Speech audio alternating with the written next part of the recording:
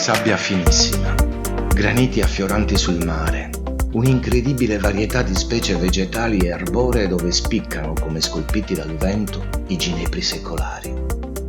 Siamo nell'oasi di Bidarosa, uno degli angoli più incantevoli della Sardegna, dove è possibile immergersi nel verde e nella natura e godere allo stesso tempo di spiagge dai colori indimenticabili.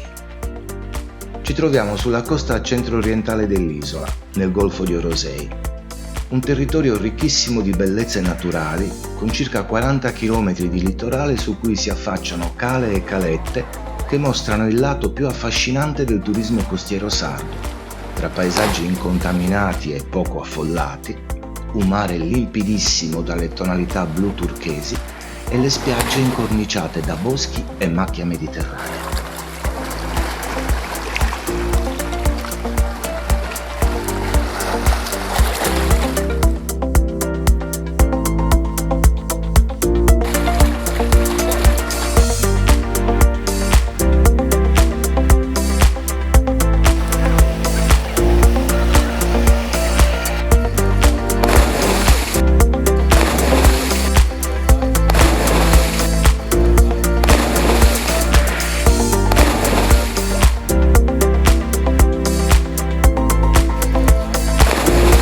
Uno dei punti più preziosi del Golfo di Orosei è l'oasi di Bidarosa, 860 ettari tra mare e montagna e 5 calette che si affacciano sul mare.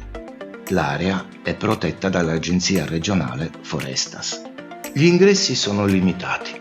La gestione è affidata dal comune di Orosei alla cooperativa Le Ginestre. L'oasi naturalistica di Bidarosa è un sito di importanza comunitaria di circa 600 ettari del comune di Orosei.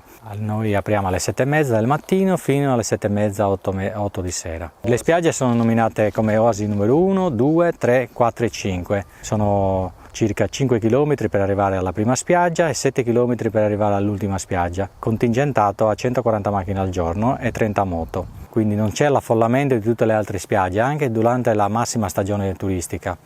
Una chiusura indispensabile per proteggere questo angolo prezioso di Sardegna, favorire il rimboschimento dell'area e limitare l'impatto antropico nei mesi estivi. Un modello di turismo che è stato citato come esemplare sul quotidiano New York Times in un articolo del 2006. Per raggiungere le spiagge di Bidarosa si percorrono 5 km tra macchia mediterranea, lecci, sughere, palme nane e ginepri che lasciano il posto verso la costa a pini di Aleppo, pini domestici, eucaliptus, acacie, olivastri e lentischi.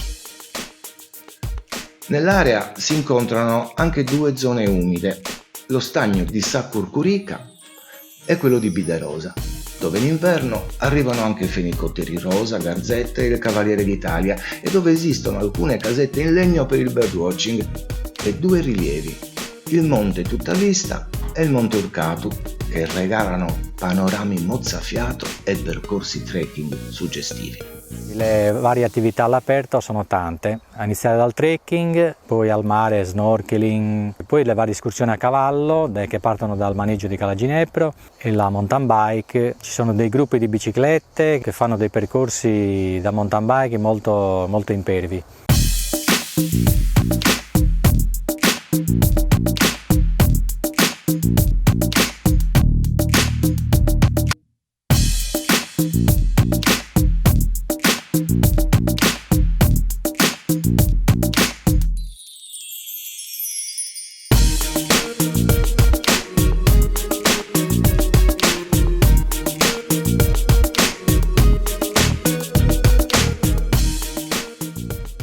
Le 5 calette, che si succedono su una costa di circa 5 km, sono incantevoli e ciascuna ha particolarità sue.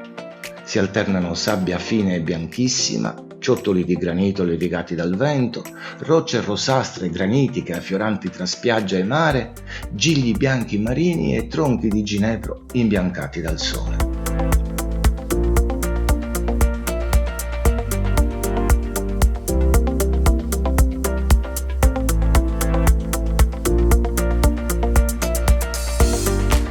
La vita in Sardegna è forse la migliore che un uomo possa augurarsi.